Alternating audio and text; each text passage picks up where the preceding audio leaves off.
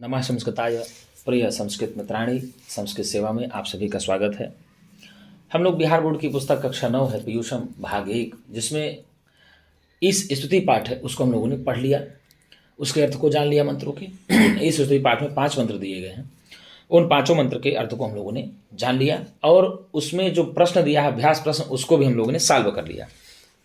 और दूसरा पाठ है लोभाविष्टः चक्रधरः, अर्थात लोभ के वशीभूत जो व्यक्ति हो जाता है तो उसके सर में क्या घूमता है, चक्र ही घूमता है।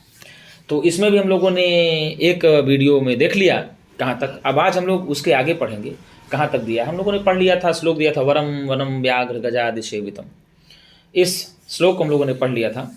अब आगे उसका जो गद्यांश भाग है उसी को हम लोग आज देखेंगे। देखिए दिया है तद गच्छामः कुत्रचित अर्थाय इत सम्मंत्र स्वदेशम परित्यज्य प्रस्थिता।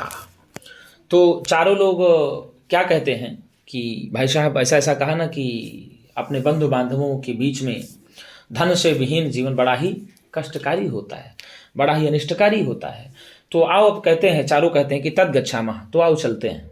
क्या कहा? तद गच्छामः, तो आओ चलते हैं कुत्रचित अर्थाय इति, कहीं पर अर्थ कमाने के लिए। अर्थ मतलब कुछ पैसा कमाने के लिए हम लोग कहीं चलते हैं, ऐसा उन लोगों ने आपस में कहा कि इति सम्मंत्र्य, ऐसा विचार करके, ऐसा आपस में विचार करके स्वदेशम परित्यज्य प्रस्थिता, अपने देश को परित्यज्य छोड़ करके प्रस्थिता वो चल देते हैं। क्या कर देते हैं?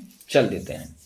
अर्थात सीधे ही है। इस श्लोक में हम लोगों ने पहले पढ़ा था कि अपने बंधु बांधवों के बीच में बिना धन के जीवन बड़ा ही कष्टकर होता है, ऐसा वो लोग सोच करके उन्होंने सीधे कहा कि आओ हम लोग चलते हैं कुछ कहीं पर धन कमाने के लिए। ऐसा विचार करके सब अपने देश को छोड़ करके चल देते हैं।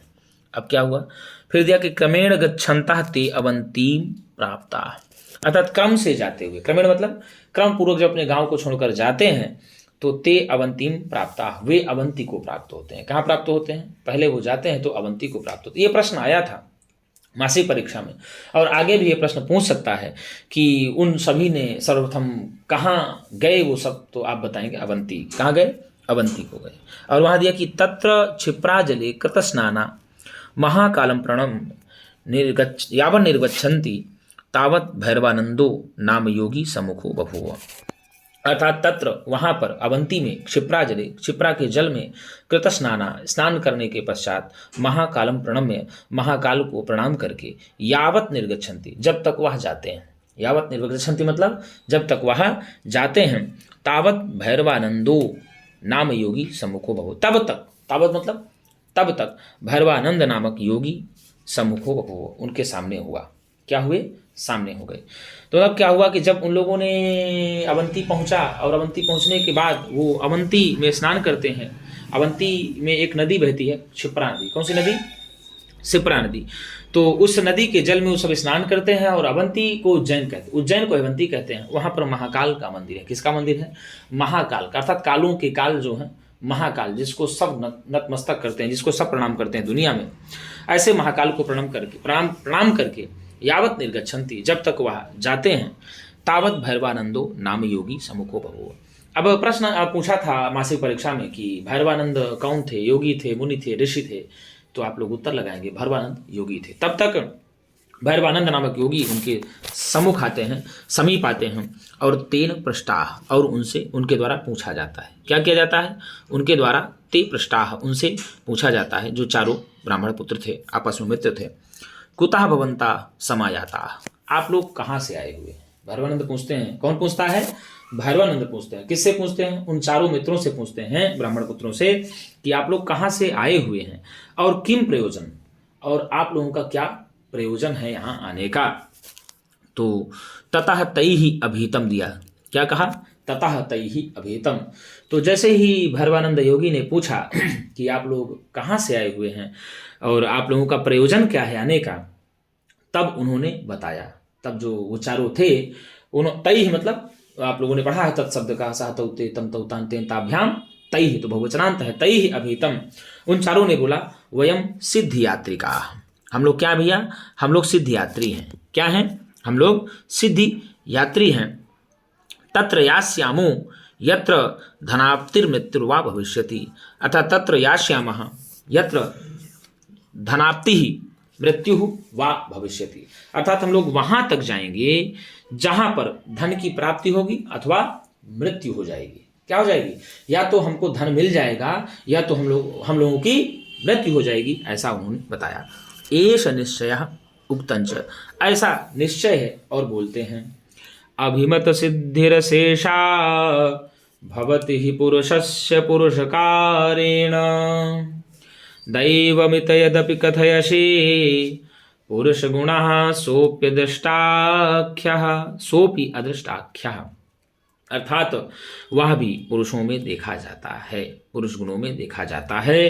क्या कहा कि अभिमत सिद्धि एषा भवति ही पुरुषस्य पुरुषकारेण। क्या कहा? अभिमत सिद्धि अशेषा भवति ही पुरुषस्य पुरुषकारेण। पुरुष कारण मतलब परिश्रम से। किससे गुरुजी? पुरुष कारण मतलब परिश्रम से। अब पुरुषस्य मतलब पुरुष के परिश्रम से। पुरुष कारेण पुरुषस्य, अर्थात पुरुषस्य पुरुषकारेण, पुरुष के परिश्रम से। क्या कहा? पुरुषस्य पुरुषकारेण, पुरुष के परिश्रम से जो अभिमत सिद्धि ही अशेषा भवति, जो अभीष्ट होती है, अर्थात जिस सिद्धि को आप प्राप्त करना चाहते हैं वह अशेषा भवति, अर्थात वह संपूर्ण हो जाती है, वह पूर्ण हो जाती है, उसमें किसी भी प्रकार की कमी नहीं रह जाती। यहाँ अशेषा का मतलब होता है न शेषा इति अशेषा, अर्थात जो शेष नहीं रहती, जो बकाया नहीं रहती। मान लीजिए आपने कुछ सोच लिया कि हम पढ़ेंगे लिखेंगे आगे बढ़ेंगे, आईएएस बनेंगे और पीसीएस बनेंगे और डॉक्टर बनेंगे, इंजीनियर बनेंगे, मास्टर बनेंगे। तो आपने यदि अपने जीवन में ठान लिया कि नहीं हमको ये बनना है, और आपने अपने अभीष्ट को यह चाह लिया कि नहीं मुझे ये बनना ही है, और ठान ही लिए कि ये बनना ही है, तो ये निश्चित है कि पुरुषस्य पुरुषकारेण, पुरुष के परिश्रम से। किससे गुरुजी? पुरुष के परिश्रम से जो अभीष्ट होता है, अभिमत होता है, जिसको आप चाहते हो, वो सिद्धि अशेष हो जाती है। क्या हो जाती है? अशेष हो जाती है। और दैवम अपि यद्यपि, यदि भाग्य से ऐसा हो जाए, दैवम अपि मतलब यदि भाग्य से ऐसा हो जाए, तो भाई साहब वह पुरुषों में तो बड़ा ही अत्यंत हृदय प्रफुल्लित कर देने वाला गुण देखा जाता है। क्या देखा जाता है? वह पुरुषों में, पुरुष का गुण जो है वह तो बहुत ही भाग्य से अगर ऐसा प्राप्त हो जाए तो वह पुरुषों का जो गुण होता है बहुत ही सुखदायी होता है, ऐसा आप कह सकते हैं। फिर आगे क्या दिया कि तत्कथ्यताम अस्माकं कश्चित् धनोपायः। क्या कहा? तत्कथ्यताम अस्माकं कश्चित् धनोपायः। तो इसलिए कथ्यताम कहिए, अस्माकं हम लोगों के लिए, कश्चित् कोई धनोपाय, धन का उपाय बताइए। क्या कहा? तो हम लोगों के लिए कोई धन का उपाय बताइए।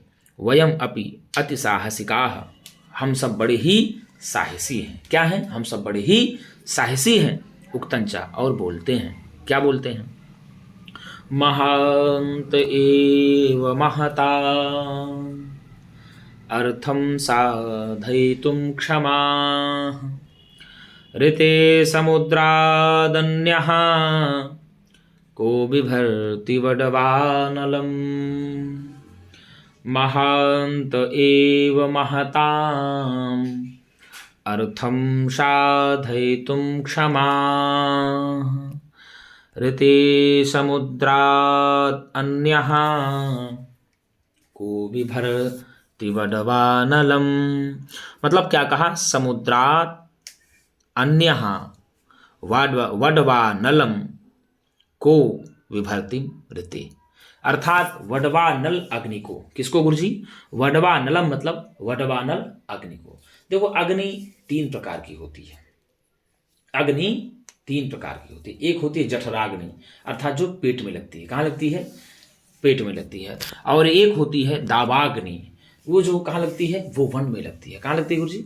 वन में। और एक होती है वडवानल अग्नि, जो समुद्र में लगती है। कहाँ लगती है? समुद्र में। अब सोचो जब समुद्र में अग्नि लग जाए, पानी में ही आग लग जाए, तो आग जल्दी बुझेगी?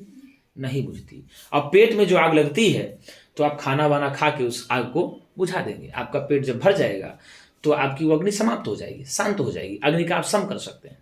जो जंगल में अग्नि है उसको तो आप जल से सम कर सकते हैं, यानी शांत कर सकते हैं। लेकिन जो पनिया में आग लग जाए, लोग कहते हैं ना तुमने तो पानी में आग लगा दिया, और पानी में आग लगा दिया तो अब कौन बुझाएगा जी? तो भाई साहब वो समुद्र को सोख लेती है, जो वडवानल अग्नि होती है वो संपूर्ण समुद्र के पानी को सोख लेती है, तो वो अग्नि कहाँ रखती है, समुद्र में रखती है। तो वही कहता है कि वडवानलम समुद्रात अन्यः कह विभर्तिम ऋते, अर्थात वडवानल अग्नि को समुद्र के अलावा, किसके अलावा, समुद्र के अलावा, कह विभर्ति, कौन धारण कर सकता है, कौन उसको धारण कर सकता है, कौन सह सकता है, अर्थात समुद्र के अलावा वडवानल अग्नि को कोई भी सहन नहीं कर सकता, कोई भी धारण नहीं कर सकता। जैसे कहा था महांत एव महताम अर्थम साधयितुम क्षमा। बता दें आपको, महापुरुष का जो गुण होता है, महापुरुष ही महान कारण के लिए, महान कार्य के, महताम अर्थम मतलब समझिए, महान कार्य के लिए, महान कार्य के लिए, साधयितुम अर्थात महान कार्य को करने के लिए, साधयितुम मतलब करने के लिए, क्षमा, क्षमा को क्या करता है, क्षमा को धारण करता है। क्या करता है गुरुजी, अर्थात महापुरुष जो होता है वह महान कार्य को करने के लिए क्षमा को धारण करता है। जिस प्रकार से समुद्र के अतिरिक्त कोई भी वडवानल अग्नि को धारण नहीं कर सकता, उसी प्रकार से जो महापुरुष होता है वह महान कार्य को पूर्ण करने के लिए धारण करता है क्षमा को।